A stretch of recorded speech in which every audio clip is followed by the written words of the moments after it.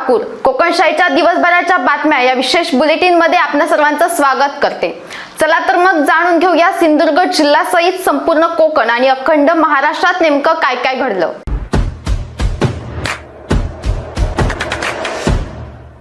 गुहागरहून निघालेले olive Ridley कासव हे चक्क श्रीलंकेच्या समुद्रापर्यंत पोहोचले। शेकडो मैलांचा हा प्रवास बागेश्री नावाच्या कासवाने अवघ्या 4.5 महिन्यात पार केलाय। सध्या श्रीलंकेच्या समुद्री हद्दीत असलेली बागेश्री गॅले या शहराकडे वळत असल्याचं दिसते।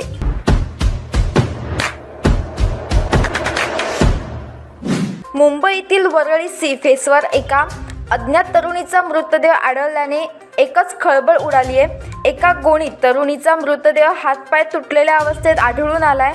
या प्रकरणी वरळी पोलिसांनी अज्ञात व्यक्तीविरोधात गुन्हा दाखल केलाय।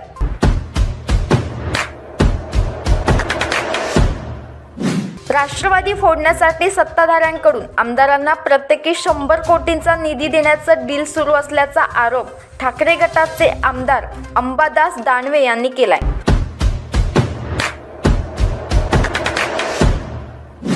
मुसळधार पावसामुळे मुंबई गोवा राष्ट्रीय महामार्गावरील लांजा येथे रस्ता खचल्याचे प्रकरण ताजे असतानाच आता परशुराम घाटात नव्याने करण्यात आलेल्या काँक्रिटीकरणाला तडे गेल्याने कोकणात एकच खळबळ उडाली आहे। घाटात काँक्रिटीकरणाच्या खालील मातीचा भराव खचत असल्याने महामार्गाला तडे गेलेत। परिणामी घाटातील प्रवास काहीसा धोकादायक बनत आहे।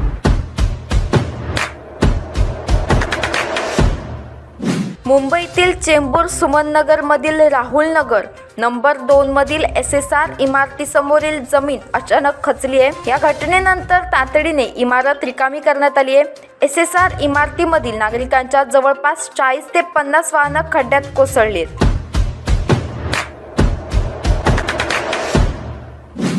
शरद पवारांचं वय काढणाऱ्या अजित पवारांना आता सुप्रिया सुळेंनी रोखठोक उत्तर दिलंय। काही लोकांचं वय झालंय त्यामुळे त्यांनी फक्त आशीर्वाद द्यावेत असं काही लोकांचं म्हणणं आहे। यावर वय हा फक्त आकडा आहे, जिद्द पाहिजे असं सुप्रिया सुळे यांनी म्हटलंय।